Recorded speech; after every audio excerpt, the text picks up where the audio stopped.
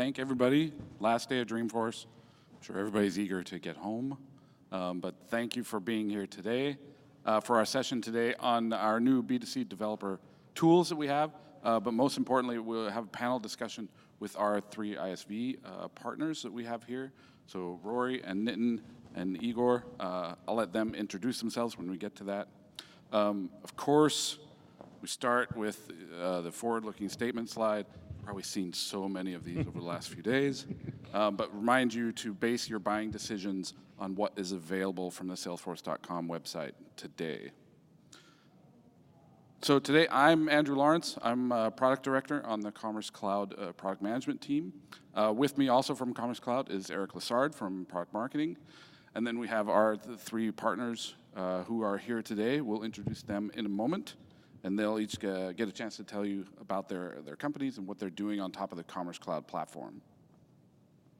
So today we're going to kind of split things up into 3 different sections.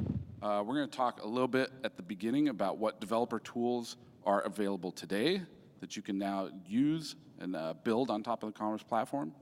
We're going to talk a little bit about the upcoming roadmap over the next 6 months. And then most importantly, we'll get into a panel discussion talking with our ISV partners on how they're using these tools and the things that they're building on top of the platform. Let's kind of dive right in. So commerce itself is really experiencing a global transformation across everything. The ability to do commerce everywhere, to be able to go to where your customer is and deliver the commerce experience that you want to them, to be able to deliver an experience that's personalized and dedicated for them, and to be able to do it with scale and reliability. All of these things become a big part of how our customers are delivering to their customers their commerce experience. With Salesforce Commerce Cloud, we have 3 primary ways that we're doing this. First of all, being flexible, being able to give you the opportunity to deliver commerce wherever you are and give it to wherever your customers are. So as an example, last year over the holidays, we saw over 50% of the orders coming into the commerce platform were from mobile. We expect that number to increase yet again this year, starting next week. Holy cow, it's next week. And then an intelligent platform. So Einstein recommendations, adding Einstein recommendations, we've seen customers get up to a 10% lift in their GMV from adding it. So being able to use the intelligence to deliver a personalized experience to your customers is a big part of what you can do with Commerce Cloud. And then finally, of course, being trusted. Commerce Cloud Platform delivers a 4 nines environment. We have, last October, we saw over 800 million unique visitors to our shopping sites. Over the holidays for the next month, starting next week, we expect that number to go up over 1 billion. Part of being able to give these experiences to your customers is being able to deliver them in the way that you want. And to do that, we have kind of 2 opposite ends of the spectrum and a whole bunch of things that you can do in between. So on one end, we have what we call our clicks to code approach, which allows you to use our storefront templates, to use those as a starting point for your building your commerce website and then customizing on top of it. And on the other end, we have a full suite of APIs and tools for you to use that you could build a completely headless experience on top of the platform as well. And we have customers that are doing both sides of this and all sorts of shades in between. And they're able to do it on top of the platform as a whole because of what's riding underneath it. So the commerce platform itself delivers commerce services such as cart and basket and cart, search, pricing, promotions. Then a couple new things that we've been talking about here at Dreamforce this week with order management now soon to be available, and Salesforce CMS now available to, again, be able to extend that clicks to code operation for your commerce sites. And then infusing all of it with Einstein AI, being able to give that personalized experience to your customers. And then, of course, I'd be remiss without mentioning App Exchange on the end, where all of our partners are then able to build things that you can also deploy on top of the commerce platform. Salesforce can't build everything, so we have a great reliance on our partners and great partnership with them for them building things and then deploying them in App Exchange.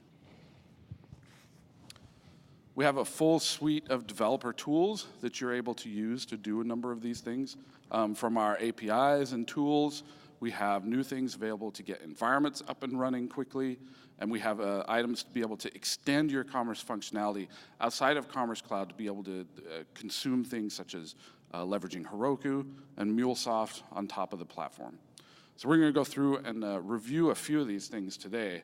We'll start with our on-demand developer sandboxes, which we became GA in September, so now they are available to all customers.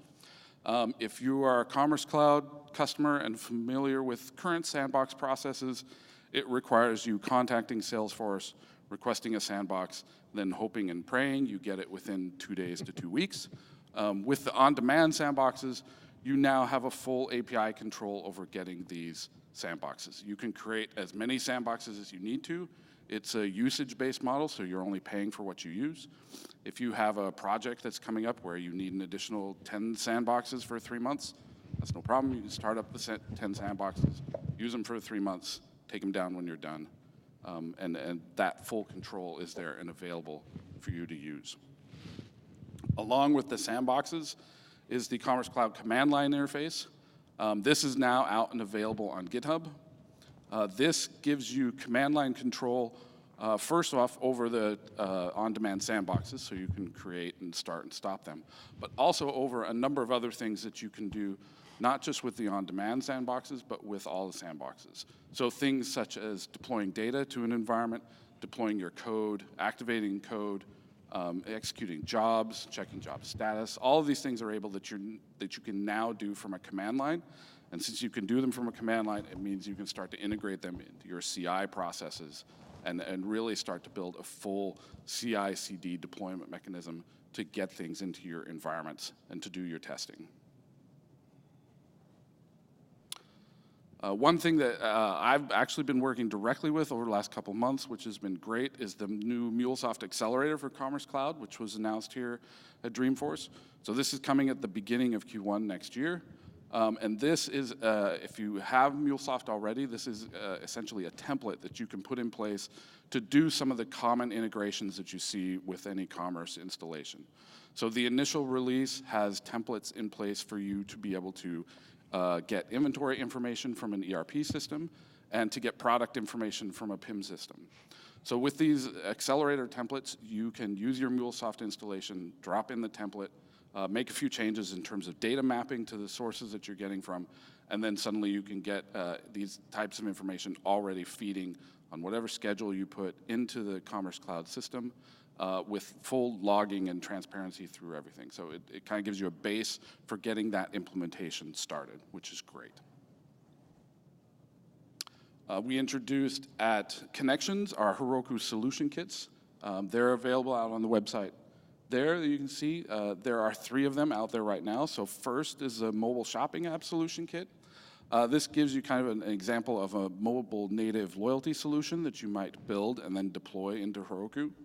There's a storefront app solution kit, which is a storefront experience that could be built and deployed in Heroku. And then finally, there's a clienteling app example where you can extend Commerce Cloud down into store associates in the store and see how that would be used and leveraged. All of them with the ability to deploy them in Heroku and interact with the Commerce Cloud APIs. All right, so let's spend a minute. This slide kind of covers what we're planning for the first half of 2020. And the big note to make here is that Commerce Cloud is really starting to double down on building out our APIs, building developer tools that you can use to be able to give you the flexibility that you need to create your experiences. So coming first half of next year, there are new APIs and a new API infrastructure that's coming that's kind of adjacent to Okapi. These will have new APIs that are backed by a MuleSoft gateway, and these start to increase our ability to give a better performance and availability with an ECDN in front of it for caching, and API rate limits that are available to control throughput through the system. All of these APIs then will be exposed in our new Commerce Cloud Developer Center, which got a brief mention in the Commerce keynote. The Developer Center will start to be the hub for everything having to do with development on top of Commerce Cloud. So you'll be able to go to the Developer Center, see these APIs, browse their reference documentation, see getting started documents, download tools, an example code, sample guides, all of those things from this one spot, as well as a community to interact with both other developers and Salesforce employees on the APIs. We'll be introducing a new SDK, so for the first time we'll have an SDK against the APIs. The first release was a Node.js SDK, but we'll also be open sourcing the linter that we're using for the SDK, so you'll be able to take that linter and then go and you could build an SDK for any other language if you wanted to. And we'll look at some other languages in the future too. And then last, but certainly not least, we know all of these tools that we're coming out, we're going to need to provide you with enablement detail, information around them. So we'll have new solution kits that will be coming. We'll have new trails that are available. There will be getting started documents and white paper documents that will all be part of the Developer Center. And all of that so you can get up and moving as quickly as possible on the Commerce platform. And finally, the last thing to mention is we introduced here at Dreamforce this week, the App Exchange for Commerce is now available. So we have 18 new apps that are out there for both B2C and B2B. Great ISV partners, like these are here on stage with us today, are publishing things out to App Exchange that now basically allow you to extend what you can do with Commerce Cloud and quickly be able to go get things from App Exchange, pull them down, and deploy them in the environment and quickly get moving with all the new experiences that you want to build. And with that, that's actually a great segue into our next section. I'm going to have Eric come up here, kind of lead us through a panel discussion with these ISV partners. Great. Andrew, awesome job. Thank you.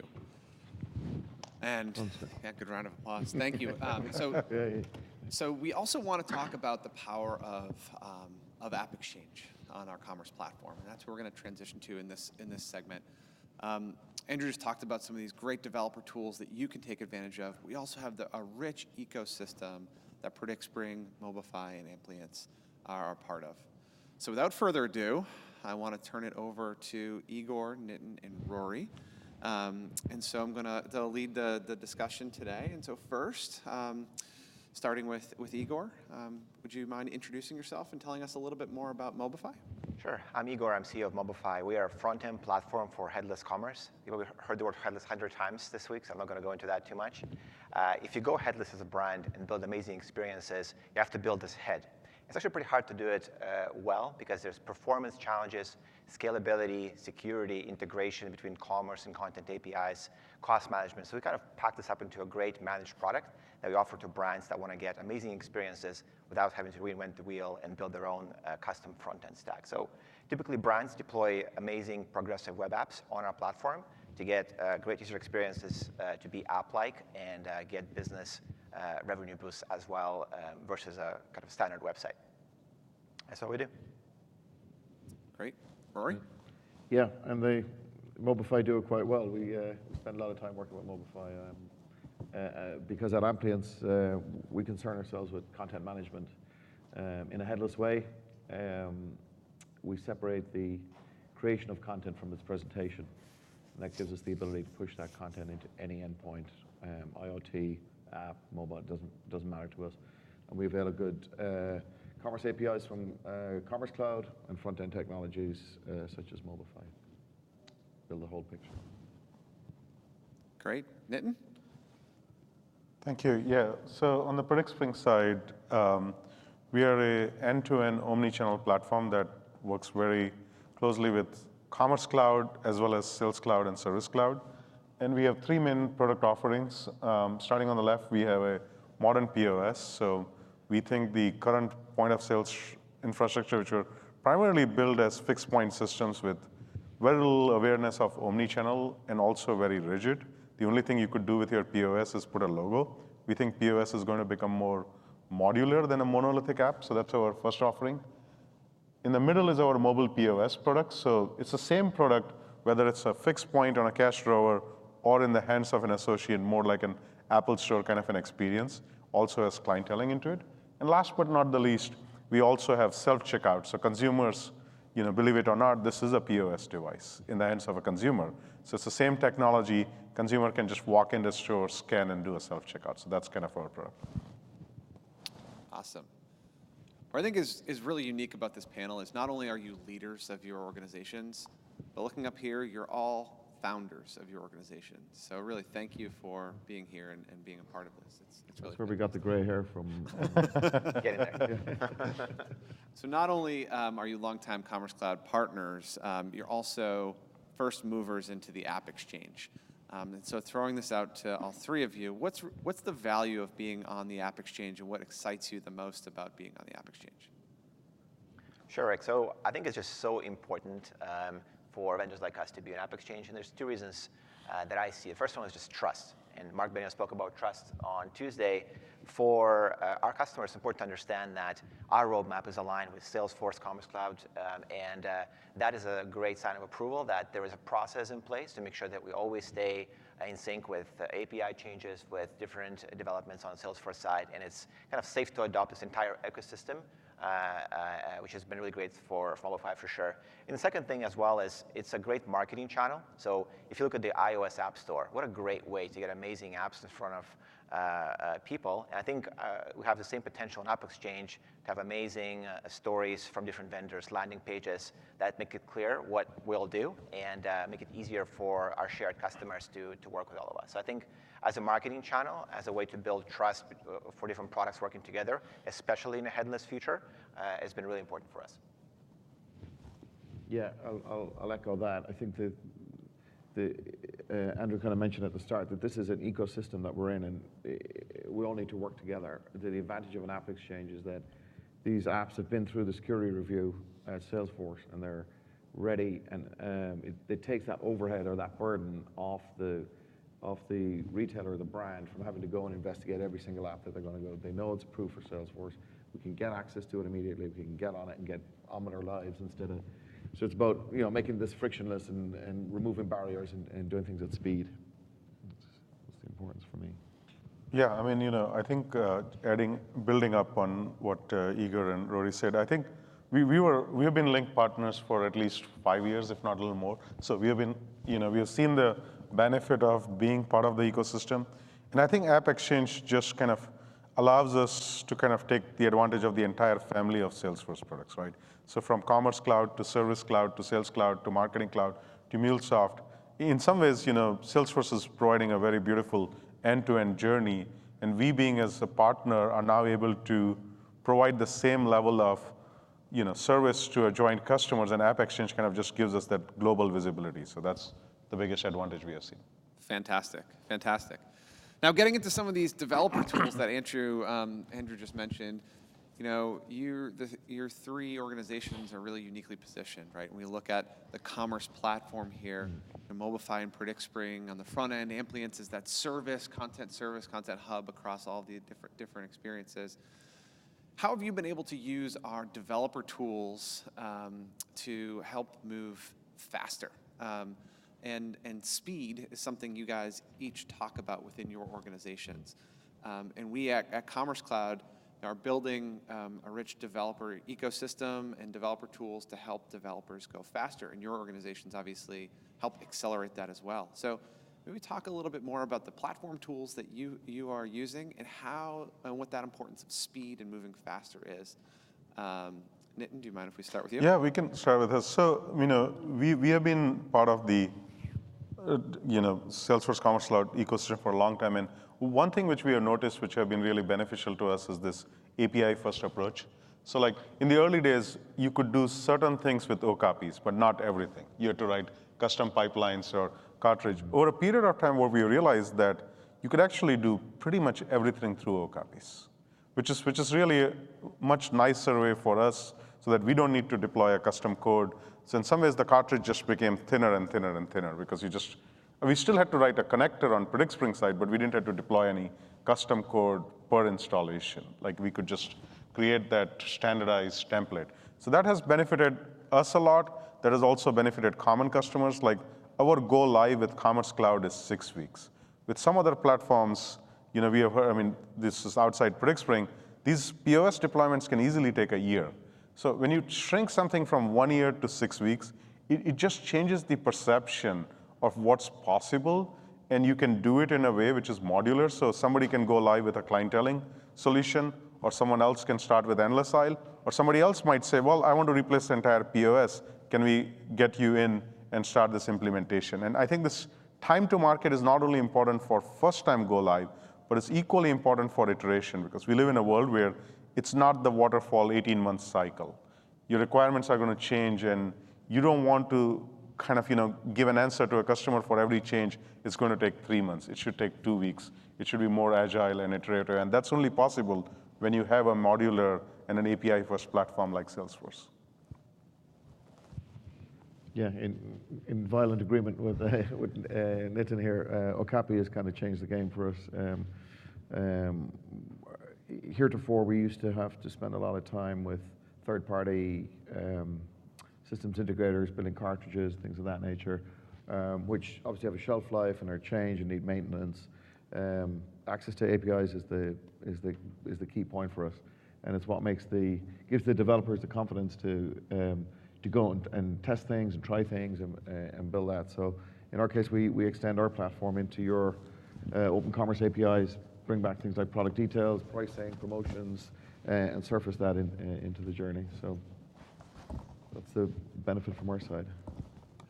We've been really impressed with just the velocity of how these tools and APIs have been developing. So as you can tell, Mobilify sits on top of the API layer and the tooling. So if something is missing, it makes our life delivering success to customers just that much more challenging.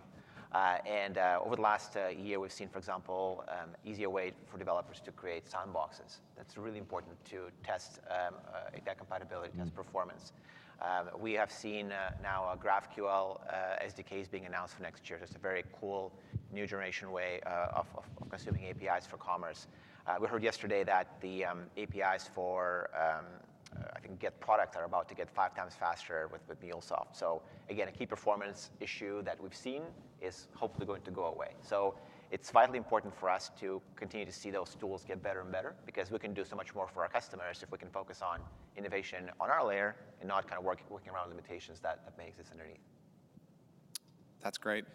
And really, that's the purpose of these developer tools, this technology, right, is to deliver great premium experiences. We've been talking a lot about that at Dreamforce. And I want to, sorry, Rory, I want to start with you about delivering premium commerce experiences. And with Amplience, you start with the content approach. How important is it to deliver those experiences for today's shoppers and giving brands that choice? And what's the value of Amplience and to the other panel members, your organizations, in delivering that premium experience? Very good question. It might take a while to answer, but I guess the thing that we see most in the market right now is that almost all user traffic is coming through a mobile device. It's in some of our customers, it's 80%. And if you don't have an instantaneous load time, an instantaneous experience that speaks to the customer the way they want to be spoken to and delivers the experience that they want, they just don't last. They just don't stick around. They're going to go somewhere else. So the experience is everything from obviously design and layout and look and feel and all of that, but it's also about, how much do I care about my customer that I want them to have the fastest experience in a mobile device. So in retail, as we know, the conversion rates on mobile are lagging around 1%. Desktop, they can be 3 to 4%. If all your traffic is going to mobile, you're losing a lot of money if you're going to deal with these types of conversion rates. And that's the big thing. You've got to get people to your experience, make them feel like this is somewhere they can engage with and do business with, and they're going to engage with you in this channel. If you don't do that, you're in big trouble. Yeah, so we see a lot of interest from brands in getting unique experiences that are not just kind of basic web templates, and progressive web apps have become, I think, a new standard for what brands want to get over the next 2 or 3 years. So Lancome was a shared customer that we had with Salesforce that said, you know what, we have to go and get faster and be different. And a couple of years ago, they launched their progressive web app, and it became right away one of the fastest properties in the L'Oreal brand family, and delivered double-digit improvements on their core business metrics. And I think over the next 3 or 4 years, we'll have that become the new standard for what it means to have an e-commerce storefront. It's going to have to be a progressive web app that's optimized for mobile. And what our mission is to lower the barrier, so we can all help brands get there quicker versus trying to do a lot of things from scratch in a custom way. And having a great platform to lean on is critical. Great. So, Igor, you kind of beat me to the punch on Lancome, which is perfect. Here you can see how, on Commerce Cloud, we have a reference storefront, right? And with Mobify, you have the choice to move to a PWA. L'Oreal has 25 different brands. We saw them in the Commerce keynote. Lancome is using PWA. Really, what's the value of PWA from a choice perspective for brands to have, and the value you're seeing there? I think it's really staying in line with customer expectations, because shoppers these days go to Instagram, go to Snap, and they just see a whole new level of user experience. And if they go to your brand site and suddenly it feels like it's from 2010, there's a huge gap of expectation. So I think it's all about staying in lockstep with what shoppers want.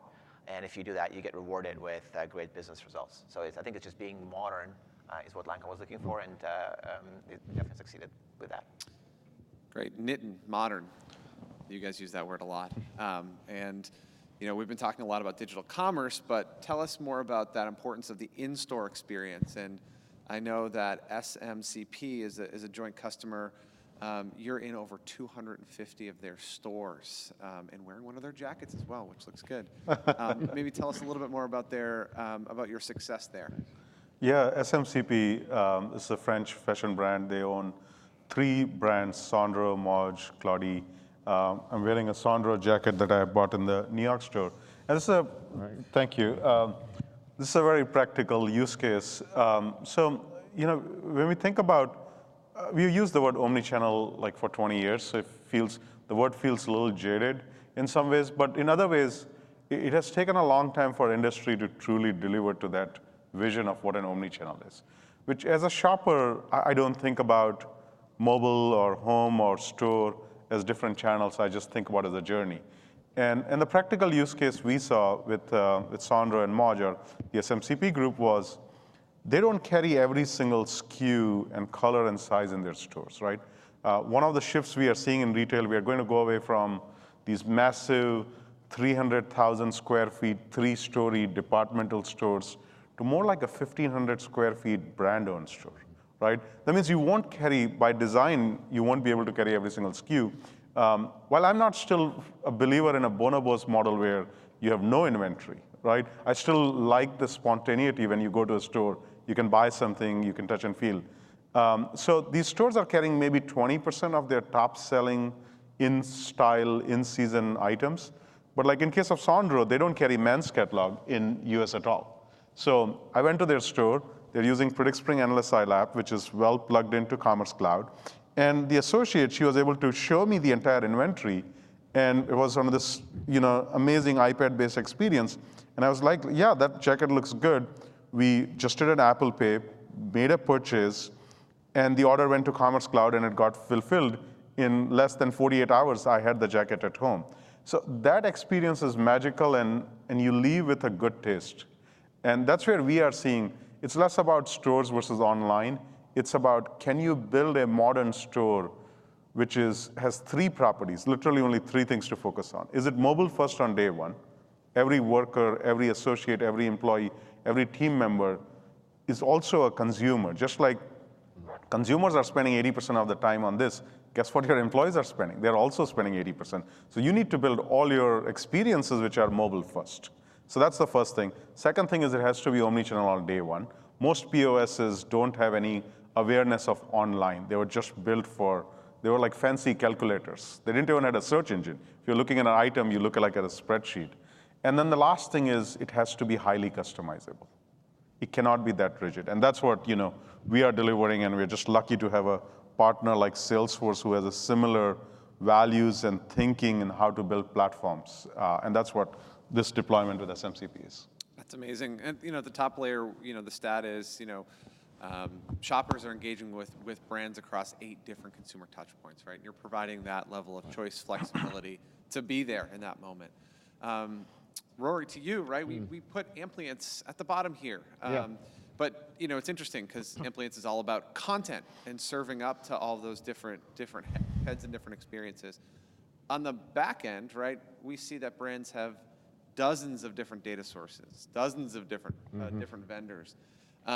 Talk to us a little bit about how you're providing that content-first solution at Amplience. Sure, yeah. Well, there's an old saying in our world, which is content is king, right? We kind of all really know this, right? This is what drives digital experience, right? Is content.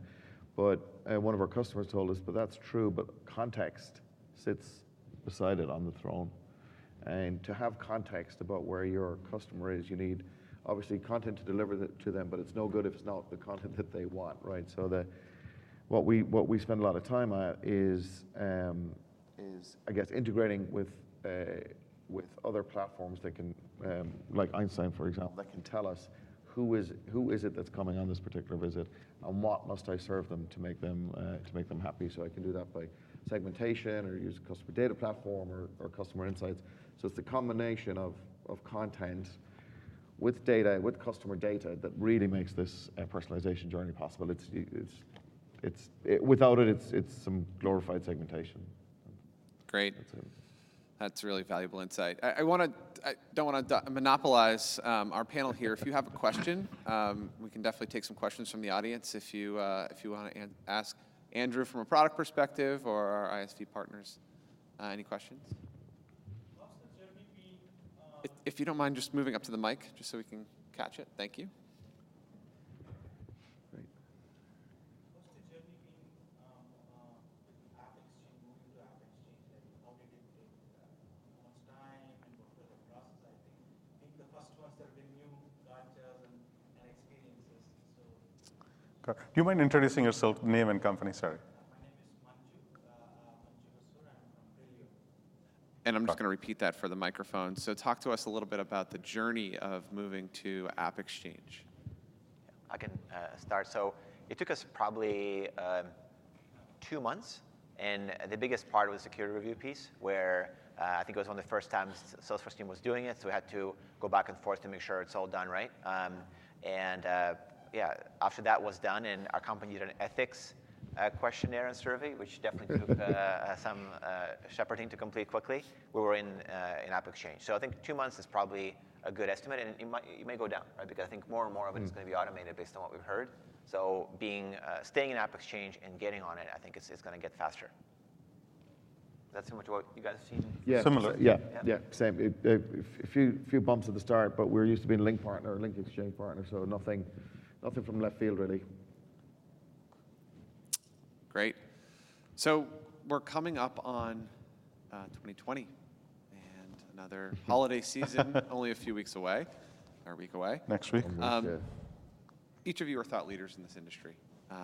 Can we get your holiday predictions either this year, and also what does the future of commerce look like, in 2020? Igor, maybe I'll start with you. Sure, that's an easy one.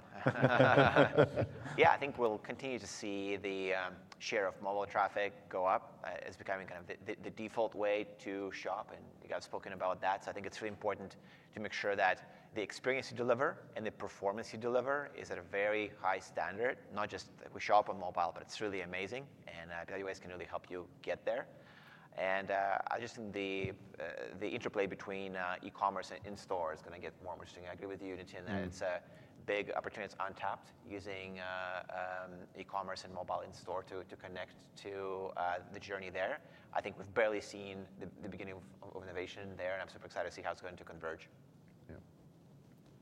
I'm going to piggyback on Igor's now. I think it's the store is back at the table. To your point earlier, the store real estate is going to get smaller, but what you actually do in that store is going to change dramatically in terms of engagement, in terms of things like endless aisle experiences, customizing products for yourself. Being able to go in the store and say, I want the Converse, I want them this way, I want this. Everything in store is going to change, but it's got to wrap into the whole digital story, and I think we're going to see a lot more of that. Apple started this, of course. Yeah, I mean, just adding to Rory and Igor's, I think it's kind of, the irony is there was so much push on e-com that at some point, retailers actually started ignoring stores. right? And you know, sometimes life is funny, like, you know, you need like a massive industry leader like Amazon.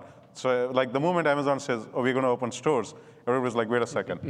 We thought stores are done. And all of a sudden, like Amazon is like, oh, we're going to open 100 stores and soon expand this and we'll do self-checkout and we'll bring all these innovations. So it's kind of irony, like the biggest strength that retail had in some ways, we took the eye off the ball on the biggest strength and tried to fix the weakness. Now, e-com is pretty important. It's going to continue to grow, by the way. I don't think it's A or B, and that's the mistake we kind of, you know, most people make that mistake. They tend to think life is A or B. It's not. It's A and B. And it's just not kind of, you know, practical to run your stores with a POS technology that was built in 1990s, right? Like, people are embarrassed to show, like, you never show the POS screen to your customer, right? But in a modern world, it's not like you're standing in a counter in a line. It's more like, this is how you're going to shop. You're going to talk to each other.